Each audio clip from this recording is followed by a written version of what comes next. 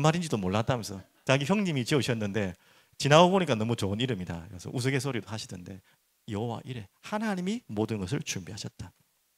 여러분, 이게 정말 믿어져야지 조급하지 않아요. 이게 진짜 믿어져야지 기다릴 수 있어요. 반대로 해볼까요? 여러분, 하나님이 여러분에게 모든 걸 준비해 놓았다는 게 믿어지지 않으면 그때마다 조급하고 불안하고 두렵고 막 진짜 오도방정을 떠는 거예요. 진짜 다 준비해 두셨는데 그게 안 보이고 안 믿어지니까 오도방정 떠는 거예요. 여러분, 그런 자 되지 않길 바랍니다. 오늘 나중에 이제 찬양 메시지 끝나고 찬양하겠지만 비준비하시니 예루살렘아 여호와를 찬양할지어다. 그래서 우리가 할 거는요, 어떤 상황에도 여호와를 찬양할 수 있어요. 응답이 와서 기뻐서 찬양하는 건 당연한 것이고요, 아무것도 보이지 않는 그곳에서도 찬양할 수 있어야 돼요. 아무것도 안 보이는 정도가 아니라 막막한 것만이 보일 때도 여호와를 찬양할 수 있어야 돼요. 그 이유가 뭡니까? 무조건 그래야 된다고 하니까, 그래야 복 받으니까 아니잖아요. 뭘 봐야 되죠? 하나님은 준비해 두셨다. 아무것도 보이지 않는 이 상황 속에서, 막막한 이 현실 속에서도 준비하시는 분이다. 그런 분입니다. 그것만큼은 잊지 마십시오. 그래서 어떻게 준비하고 우리를 이까지 부르셨는지 확인해 보겠습니다. 말로만 그러면 안 되잖아요. 성경을 통해 우리 확인해야 되잖아요. 우리 성경 읽으면서 그거 확인하셔야 돼요. 야, 이렇게 다 준비해 두셨는데 왜 이렇게 준비하신 하나님을 믿지 않는 백성들의 이야기들을 지금 읽고 가고 계시죠? 속 터지는 이야기 읽고 가고 계시죠? 민수기 속 안 터집니까? 읽으면 얼마나 속 터지는지 몰라요. 다 준비해 두시고 미리 다 말씀하시고 이렇게 하면 이렇게 될 거고 이렇게 하면 이렇게 될 거라고 몇 번을 이야기하는데 안 들어요. 참 기가 막히죠. 참, 그런데도 성경에는 극소수의 사람들이 있어요. 보이지 않는데 그걸 믿고, 들리지 않는 상황 속에서 듣는 자들이 있었어요. 뭐 처음부터 그러지 않았죠. 지금 누구 이야기인지 알죠? 창세기 22장 지금 누구 이야기인지 알죠? 저기 전체가 아브라함 이야기입니다. 아브라함. 뭐 시작도 아브라함이 믿음을 시작한 거 맞습니다. 갈 때 우르를 떠나 진짜 보이지도 않고 막막한, 내가 지시할 땅으로 가라, 이렇게 막막한 일이 있습니까? 뭐 지금하고 달라요. 지금 뭐 아무데나 이사 가라 하면 갈 수 있겠지만 그때는 생명을 담보로 목숨 건 이탈이었어요. 거기에서 떠나야 되는 거예요. 그 시대에는 그걸 믿음으로 갔죠. 하지만 또 이 아브라함이 현실 속에 많이 자빠지고 일어났다 자빠지고 일어났잖아요. 근데 이 자빠지고 일어날 때 다시 정점을 찍는 가장 중요한 사건이 바로 이 이삭을 바치는 사건이죠. 너무 잘 아는 사건이지만 한번 보겠습니다. 창세기 22장, 창세기 찾기 쉽죠? 우리 아이들 찾아봅시다. 22장 14절. 자, 여호와 이레라는 말씀이 어디서 나온 말씀이냐? 바로 이 구절에서 나온 말씀이죠. 창세기 22장 14절 찾으셨죠? 자, 아브라함이 그 땅 이름을 여호와 이레라 하였으므로 오늘날까지 사람들이 이르기를 여호와의 산에서 준비되리라 하더라. 여호와의 산에서 준비되더라. 얼마나 귀한 사건입니까?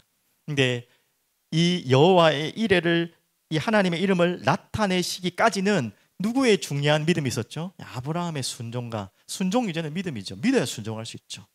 그 순종이 작은 순종이 아니에요. 작은 믿음이 아니에요. 참 하나님의 은혜지만, 자, 그 믿음을 여호와 이레 대신은, 지금 여호와 이레라고 뒤에 결론적으로 나왔지만 이미 아브라함은 여호와 이레를 믿었어요. 자, 그거를 한번 확인해 보겠습니다. 22장 바로 앞에 있는 8절 보십시오. 8절 찾으셨습니까? 바로 앞에 있죠? 8절. 자, 한번 같이 읽어볼까요? 아브라함이 이르되 내 아들아, 번제할 어린 양은 하나님이 자기를 위하여 친히 준비하시리라 하고 두 사람이 함께 나가서. 왜 이런 대답을 아브라함이 한가 알죠? 이삭이 평상시와 달라요. 왜 오늘은 이 재물을 안 들고 갑니까? 양을 안 들고 갑니까? 하니까 아브라함이 한 말입니다. 근데 아브라함이 그냥 그 이삭을 안심시키기 위한 거짓말이겠습니까? 아닌 것 같아요. 그건 아니었어요. 그러면 아브라함이 뒤에 일어날 거, 죽이려 하다가 내가 딱 멈추면 하나님께서 막으실 거고 그 순양을 준비해서 할 거란 알았다는 말입니까? 그것도 아닙니다. 아브라함에게는 보이지 않는 막연한 믿음이 있었어요. 무슨 말인지 알겠죠? 이렇게 할 거니까 내가 그걸 다 예상하고 지금 뭐 짜고 치는 뭐 하는 것처럼 그게 아니었어. 그게 뭔지는 모르고 어설픈 어설프게 뭐 했는데 아브라함 속에도 뭐가 있다고요? 어떻게 하든지 하나님이 준비하실 거라는 걸 믿었어요. 자, 그 내용들을 이제 보겠습니다. 13절 보십시오. 13절. 그때 아브라함이 눈을 들어 이제 이삭을 바치려고 했죠. 그때에 13절. 아브라함이 눈을 들어 살펴본즉 한 숫 양이 뒤에 있는데 뿔이 수풀에 걸려 있는지라. 아브라함이 가서 그 숫양을 가져다가 아들을 대신하여 번제로 드렸더라. 구체적으로 이런 일까지는 아브라함이 예상하지 못했겠죠. 하지만 아브라함의 믿음에는 있었어요. 무엇인가를 준비하실지는 모르겠지만 반드시 이 이삭을 100세 때 주셨던 하나님이라면 자기가 낳을 수도 없는 아들을 하나님 주셨잖아요. 그것도 준비하신 걸 봤잖아요. 그 전까지는 불신앙했잖아요.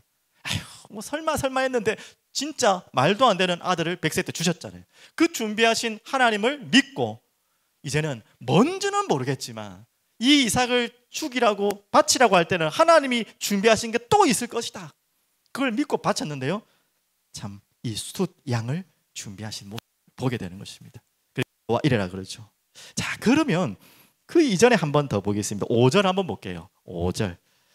자, 5절 한번 보면 이 아브라함의 여호와 일에 대한 믿음입니다.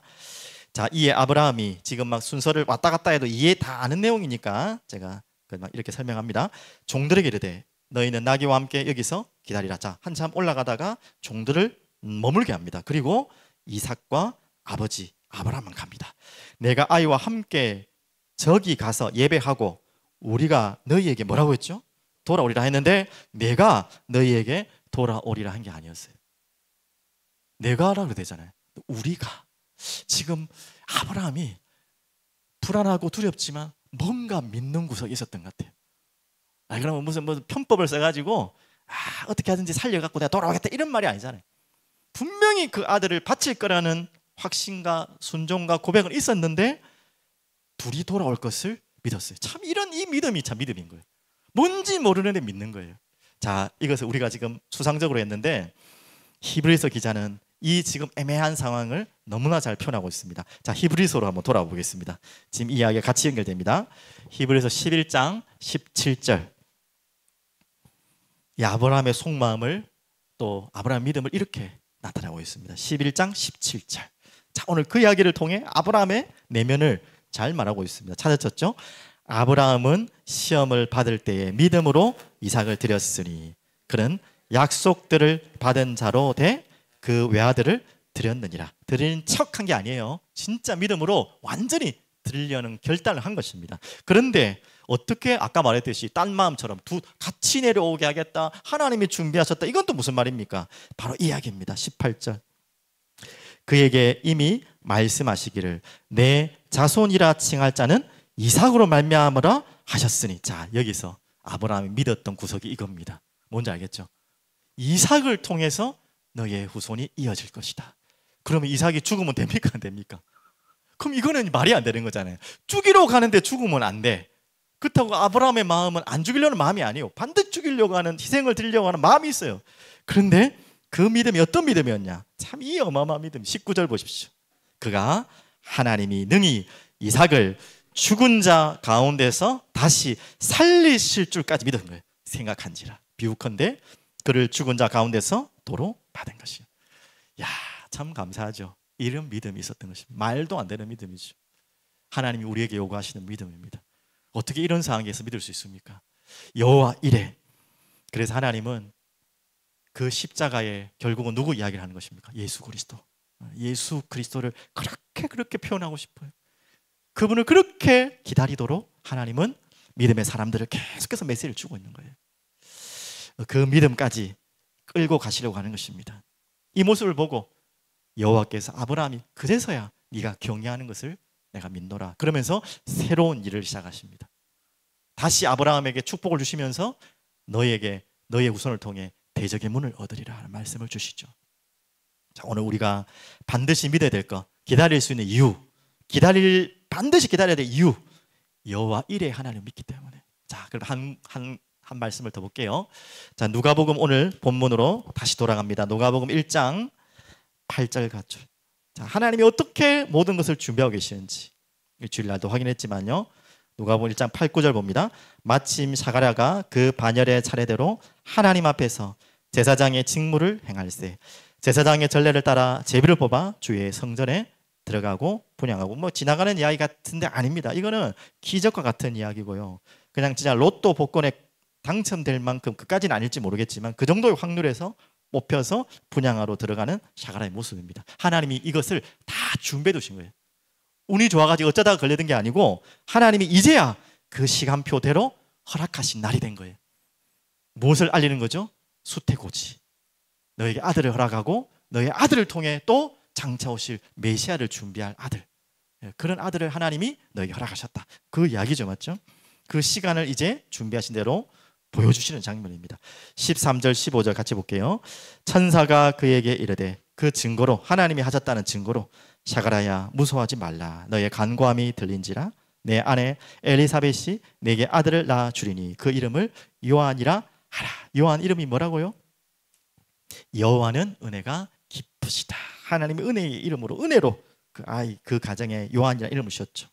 그리고 14절, 너도 기뻐하고 즐거워할 것이요 많은 사람도 그의 태어남을 기뻐하리니. 자, 이 부분은 계속 설명드렸죠.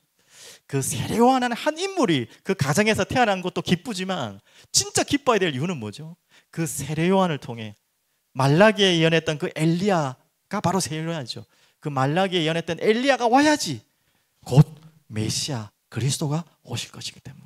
세례요한이 와서 기쁜 것이 아니라 결국은 뭐 때문에 기쁜 것입니까? 그 세례요한이 장차 오실, 바로 뒤에 오실 그리스도를 소개하러, 그리스도가 오는 길을 예배하러 왔기 때문에 그것 때문에 다 같이 기쁜 거예요.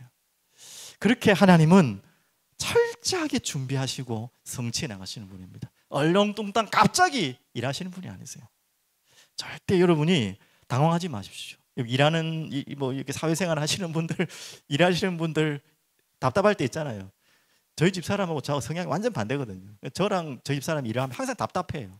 저분은 모든 걸 좀 준비하고 예상하는 걸 해야 되고, 저는 그때그때 생각날 때 막 할 게 많거든요. 그러면 짜증나잖아요, 준비하신 분들이.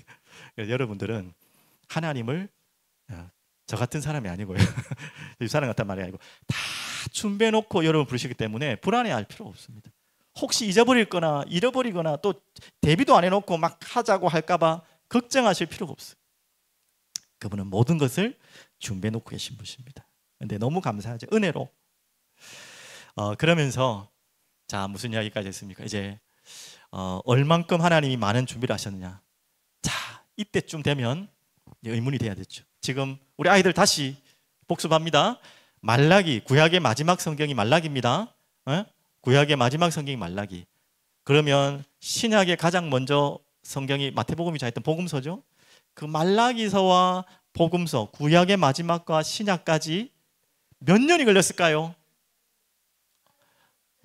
아이들만 이야기해요. 어른들이 이야기. 1000년, 400년, 400년이었습니다. 그 기다림이 작은 기간이 아니죠. 작은 기간이 아니었잖아요. 그런데 그 시간이 왔습니다. 그 기간 동안에 어떤 일이 난 줄 알죠? 그 전까지 성전도 파괴됐던 일도 있었고요. 그때 많은 선지자를 불러서 돌이키도록 했고, 그리고 이제는 400년 동안 선지자를 보내지 않았어요. 400년 만에 태어난 선지자가 세례요한이에요. 그래서 기쁜 거예요. 그 선지자는 또 예수 그리스도를 예표하기 때문에, 나타내기 때문에, 준비하는 분이기 때문에. 자, 그러면 400년 동안에 많은 사람들의 생각 속에는 뭐라는 마음이 있었을까요? 어떻게 해요? 그렇다 그인데다가 그 나라는 속국되고 포로되어 있어요. 얼마나 불신앙과 조급증이 많이 났겠습니까? 맞죠? 그러면 질문이 안 됩니까? 하나님 뭐 하고 계셨습니까 도대체? 그 400년을 침묵기, 암흑기, 선지자를 하나님이 보내지 않은 침묵기, 암흑기라거든요. 그럼 하나님 뭐 하셨습니까? 그동안은 뭐 하셨습니까? 뭘 준비하셨습니까? 그러면 그런 질문할 때 여러분 아셔야 될 답입니다. 그때도 하나님은 준비하십니다. 여러분이 생각하지 못할 때 아무것도 일하지 않는 것 같은 게으른 하나님처럼, 이런 말 하면 안 되지만 그런 것처럼 우리가 착각하고 볼 때 절대 그런 게 아니라는 거예요. 하나님은 정말 하나님의 열심으로 모든 것을 준비하고 계세요. 자, 그래서 말라기 1장 2절에 이렇게 말씀하고 있어요. 자, 뭐라고 감히 하나님께 질문하냐면 이렇게 질문합니다. 여호와께서 이르시되 내가 너희를 사랑하였노라 라고 하나님이 우리에게 말씀하셨어요. 그러니까 이 하나님의 백성이라는 인간들이 뭐라고 말하냐면 너희는 이르기를 주께서 어떻게 우리를 사랑하셨나이까 하는도다. 이렇게 되묻는 거예요. 아니 뭘 사랑했습니까? 지금 아직 400년이 가기도 전에. 그러면 이 지금 400년 동안에 계속 이 질문을 했을 거 아닙니까? 아니 하나님 정말 우리 사랑한다는데 정말 사랑하는 게 맞습니까? 사랑하시는데 왜 이럽니까? 사랑하시면서 왜 이렇게 침묵하십니까? 라고 질문할 수 있겠죠. 여러분의 모든 상황 속에. 그때 대답하시는 말씀입니다. 그 유명한 대답. 하나님 우리를 사랑한다고 했는데 아니 우리를 어떻게 사랑하셨습니까? 라고 질문했을 때 요한복음 3장 16절에 하나님 말씀하고 있습니다. 다 알죠? 어떻게 사랑하십니까? 하나님이 세상을 이처럼 사랑하사 독생자를 주셨으니.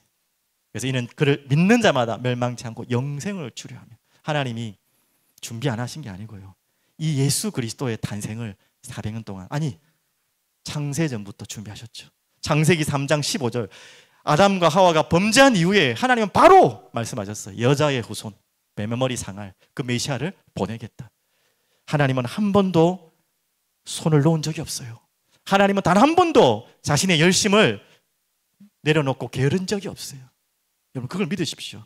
그러면 질문입니다. 그 중간기 400년 동안 구약과 신약 사이에 선지자들을 보내지 않을 만큼 하나님이 주무신 것 같은 그때 뭐 하셨습니까 하나님? 그게 이제 신구약 중간사에 나와요. 잠시 참고로 말씀드리면 그때 하나님은 뭘 준비하셨냐?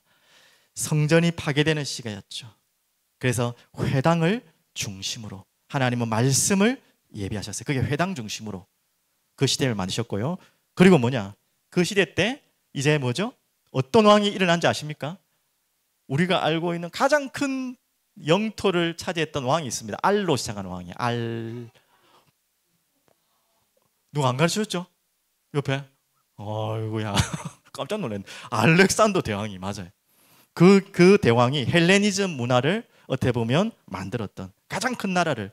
그러면서 이 알렉산더 대왕이 했던 일 중에 가장 중요한 일이 있어요. 뭔지 아세요? 헬레니즘 문화를 일으키면서 헬라어. 그래서 신약 성경은 무슨 언어로 기록된지 알아요 혹시? 신약 성경 그 당시 언어 헬라어예요. 구약은 히브리어. 어때요? 뭐 내가 할 이야기를 지금 다 하고 있네. 그리고 산드리아라는 그 곳에 유대인들이 살고 있는데 그 도서관 중심으로 70인요 섹토아진트라 그러죠. 그것을 준비하게 하시고 구약 성경을 번역하게 했죠. 그러면서 이 아무도 침묵하고 있던 이 중간기 시대 때 어떤 일이 있었냐면 이제 결국 이 알렉산더도 어떻게 됩니까? 로마에 이제 넘어가죠. 그러면서 로마 제국의 시대가 됩니다. 자, 그러면서 로마가 또 뭘 합니까? 전 세계로 갈 수 있는 법을 제정하고 길을 닫다가 놓죠. 가장 이 인류 역사상 아마 그만큼의 제국은 과거에도 없었고 후에도 없을 것 같아요. 그 로마 제국을 하나님 허락하시고 그 로마 제국의 가장 정점에 있을 때 누가 오셨습니까? 예수님을 보내셨어요. 이거는 그냥 우연이 아닙니다. 가장 완벽한 시대에 가장 제국의 시대에 세상의 가장 끝판왕 최고의 권력을 가진 그 왕이 다스리는 그 시대에 전 세계를 다스리는 그 시대에 어떻게 보면 반대로 아이러니하게 정말 진짜 마구간에서 정말 우리 표현으로 거지같이 정말 아무 보잘것없는 그런 평강의 왕으로 만왕의 왕으로 창조주가 오셨어요. 그래서 세상의 왕인 그 왕으로 이 세상이 살 수 없다는 것을, 그리고 진짜 우리의 참된 왕은 예수 그리스도이심을 다 교묘하게 그 로마 시대 때 가장 최고의 권력을 가졌지만 가장 악한 시대, 가장 타락한 시대를 살았던 그때에 참된 왕을 보내신 것입니다. 이 모든 것을 하나님이 역사를 준비하시고 허락하신 사건입니다. 그래서 하나님은 결코 단 한순간도 자신의 열심을 놓은 적이 없어요. 그걸 믿으십시오. 그러면 우리가 할 것이죠. 믿고 준비하는 자. 무엇을 믿고 준비하는 자? 여호와 이레를 믿고 준비하는 자. 무엇을 준비해야 될까요? 이것입니다. 누가복음 1장 16절 17절 다시 돌아옵니다. 같이 한번 볼게요. 우리에게 무엇을 준비하라고 하는지 보시겠습니다.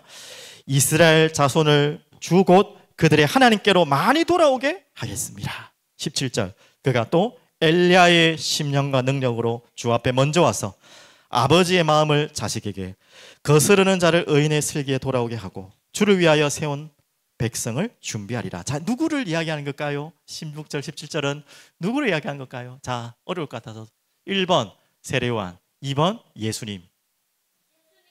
땡! 1번입니다. 세례요한을 이야기하는 것입니다. 그래서 우리가 준비해야 될 것은 누구를 준비하는 거라고요? 우리는 지금 세례요한과 같은 역할을 해야 돼요. 누구를 준비한다? 예수 그리스도의 오심을 준비하는 자. 알겠습니까?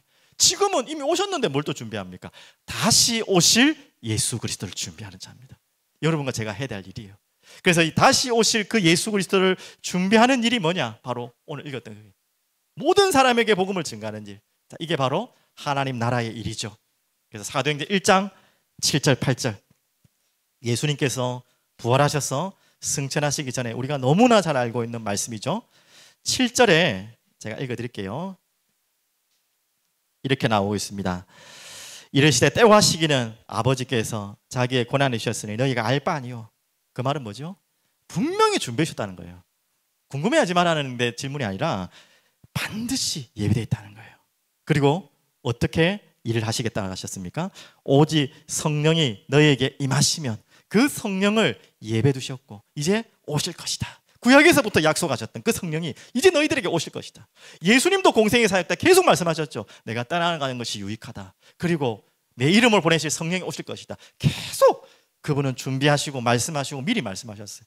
그 말씀대로 오셨습니다. 오순절날 마가 다락방에 그러면서 땅끝까지 사도행전 8절 증인되리라. 예루살렘부터 사마리아 땅끝까지 온 유다 사마리아 땅끝까지 증인이 되리라. 내 증인이 되리라. 이 약속을 붙잡고 또 14절에 기도했죠. 바로 다 무슨 이야기입니까? 하나님의 나라 이야기입니다. 하나님의 나라를 이미 예배해 두셨고 준비해 두셨고 예수 그리스도가 오셨을 때 이미 하나님 나라가 임했고요. 다시 오시는 그날에 이 하나님 나라가 완성되는 것이죠. 그 시간에 저희가 여러분이 있는 거예요. 그러면 조건이 뭡니까? 전제 조건. 하나님은 이미 모든 것을 준비해 두시고 여러분과 저를 불렀다는 거예요. 우리 교회를 불렀다는 거예요. 그 과정 속에 가는 것입니다. 그 과정 속에 이런 일 저런 일 있겠고 막막한 일 답답한 일 있겠지만 두려워하지 말고 조급해하지 말고 불안해하지 마시고 반드시 땅끝까지 증인되는 일에 여러분과 저를 믿는 자를 통해 사용하실 줄 믿습니다. 이 믿음으로 오늘도 달려가시길 바랍니다. 마지막 결론입니다. 오늘 이번 주간에 여러분과 제가 회복해야 될 가장 시급한 답이 이거죠. 조급증, 불안증. 조급증 안에는 불안이 있기 때문에 조급한 거죠. 그래서 계속 우리는 엉뚱한 걸 선택하고 엉뚱한 데 가요. 조급하고 불안하니까 빨리 해결할 것을 찾아가요. 그래서 영적으로 이 문제를 빨리 해결하려고 찾아간 게 우상이에요. 안 그렇습니까? 맞죠? 여러분 여기에 걸려들면 안 됩니다. 그래서 여러분은 이 조급증, 불안증을 이길 수 있는 답이 뭐라고요? 여호와 이래 오늘 계속 말씀한 것처럼 하나님이 다 준비해 두셨다. 보이지 않는 그곳에서 준비해 두셨다. 막막한 그 자리에도 하나님이 준비해 두셨다. 재미난 이야기겠지만 여러분 MBTI가 다 뭔지 아십니까? 여러분 자신이? 저는 잘 들었는데 까먹어버렸어요. 그래서 제가 그냥 인터넷에 찾아봤는데 가장 완벽주의 MBTI가 뭔지 아세요? 완벽주의 있잖아요.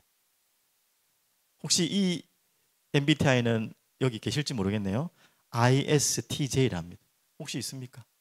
아이고야 전혀 안 그래 보이는데 ISTJ 참 피곤한 성격이 완벽주의 좋은 거죠. 근데 지금 재미로 이야기한 거고 하나님은요 이 ISTJ의 끝 중에 끝입니다. 완벽주의가 아니라 완벽하신 분이에요. 맞죠? 그래서 어떻게 보면 완벽주의는 자기는 피곤해도 주변 사람들은 편하거든요. 그렇게 해주면 좋으니까. 그런데 하나님은 완벽주의가 아니라 완전하시고 완벽하신 분입니다. 그런데 한 가지 우리가 눈치를 못 채는 거는 그분은 완전하게 완벽하게 다 준비를 해놓는데도 안 보여주세요. 이게 우리가 속 터지는 이야기예요. 이렇게 준비 다 해놓고 하면 누가 못 갑니까? 맞죠? 자 바로 이렇게 가면 되잖아. 근데 다 준비해놓고 시치미를 탁 떼고 계세요. 아무것도 준비 안 해놓은 것처럼. 그러니까 우리가 거기에 착각하는 거죠. 왜 그럴까요? 하나님 놀리려고 우리 이 완벽주의 중에 완벽주의 아니 완벽하신 분인데 하나님의 백성들의 모든 것을 다 준비해놓고 우리를 불렀는데 우리가 안 보이세요. 그거를 준비해놓은 거를 시치미를 탁 떼고 아무것도 준비 안 한 것처럼 돼 있어요. 그러니까 우리가 내일마다 속죠. 불신앙은 넘어지죠. 왜 그럴까요? 바로 이겁니다. 하나님은 그 보이지 않는 곳에서 믿기를 원하세요. 보이지 않는 그 자리, 아까 아브라함처럼 정말 막막한 일이잖아요. 아니 아들을 100세 때 주셔놓고 또 바치를 안 해? 이런 막막한 일이 어디 있습니까? 거기서 여러분이 덜렁 정말 믿음으로 이 아들을 바칠 수 있는 믿음이 있겠습니까? 하나님 그런 식으로 하시는 거예요. 근데 왜 아브라함이 그걸 하셨다 했죠? 왜 그렇게 한다 했죠? 아브라함 꼴딱 먹이려고 장난치려고 아니잖아요. 그제서야 네가 나를 경외하는 것을 알았다. 하나님은 어떻게 보면 그 내가 만든 신이라는 책에도 이 내용이 나오잖아요. 보셨겠지만 아브라함을 왜 바치게 하셨을까요? 마지막 남아있는 우상까지도 다 내려놓게 하는 거예요. 아브라함에게는 어떻게 보면 최고의 우상이 될 수 있는 이 끈덕지가 이 아들 이삭이거든. 안 그렇겠습니까? 이 아들이 그냥 자기 인생의 다잖아요. 혹여라도 그렇게 되면 안 되기 때문에 그것까지도 하나님 앞에 드리기 원하십니다. 혹시 여러분도 잘 모르는 그게 있을 거예요. 하나님 믿고 하나님 사랑하고 예수님 사랑하지만 이것만큼은 내가 맡기지 못하겠습니다. 드리지 못하겠습니다. 내가 불안해서 못 맡기는 거 말고 그런 의미가 아니라 이것만큼은 하나님은 그것까지도 맡기를 원하세요. 그래서 어떻게 보면 하나님은 시침이 떼고 딱 보고 계세요. 다 맡기도록 다 보여줘놓고 맡기면 아브라함한테 진짜 미리 자 시뮬레이션 한번 보여주고 이렇게 할 거야. 알았지? 너 하기만 하면 돼. 그건 믿음이 아니잖아요. 자, 네가 죽이려고 할 때 내가 할 거니까 그냥 믿고 따라와. 그건 믿음이 아니잖아요. 아무것도 안 보여주시고 아들 바치래. 여러분 그럴 때가 있을 겁니다. 아들이 아니더라도 어떤 부분에 그게 있을 거예요. 왜 그런 말도 안 되는 이야기를 우리에게 하게 하십니까? 완전히 믿도록 하기.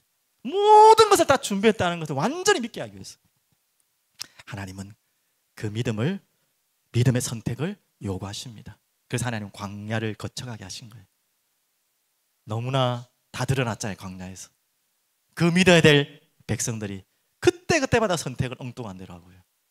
그때그때마다 하나님이 일부러요 물 없는 곳으로 가게 하시고요, 일부러 바다 가운데 가게 하시고요. 안 그렇습니까? 공회를 갈라놓고 가라면 누가 못 갑니까? 그 앞에 일부러 가게, 물 없는 곳에, 먹을 것이 없는 곳에 계속 인도하세요. 하나님이 정말 먹을 것 하나 준비해 놓지 못하고 그러신 겁니까? 계속 이스라엘 백성들에 보여주는 거예요. 막막한 자리와 자리들을 보이는 거예요.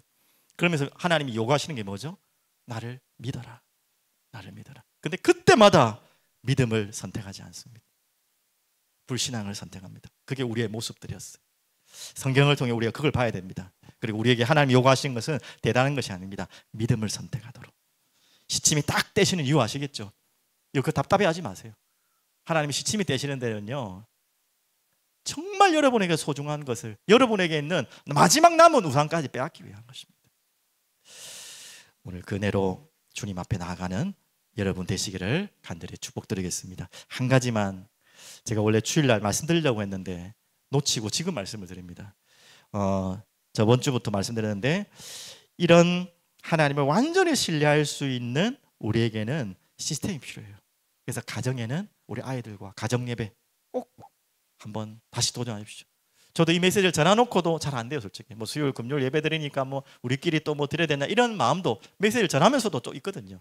그렇지 마시고 여러분 가정에서 우리 자녀와 많은 메시지 하실 생각하지 마시고, 그럼 부담스럽잖아요. 같이 그냥 성경 구절, 뭐 주일 말씀 성경 구절만 읽고 뭐 간단하게 기도 한번 해도 됩니다. 부담스러우시면 어떻든지 간에 우리 아이들과 함께 믿음으로 주님 앞에 설 수 있는 그 훈련들을 같이 가정에서 시작하십시오. 그리고 개인은 성경 읽기 잘하고 계시죠? 그리고 모든 것을 조급하게 결정하지 않고 기도로 결정하는 그런 훈련들을 하나하나 지금부터 해나가시기를 바라겠습니다. 이 속에서 여러분 치유함을 받는, 조급증 치유함을 받는 여러분 되길 바랍니다. 우리 기도하고 하나님께 찬양드리겠습니다. 주님 감사합니다. 오늘도 주님 앞에 나와 주님이 우리에게 이미 허락하시고 준비하실 말씀을 들었고 이제 담고 믿고 나가길 소원합니다. 주님 온전히 아브라함처럼 순종하고 믿고 보이지 않는 그 모든 것을 믿고 주님의 여호와 이레 되심을 고백할 수 있는 인생 되게 하여 주시옵소서. 예수 그리스도 이름으로 기도합니다.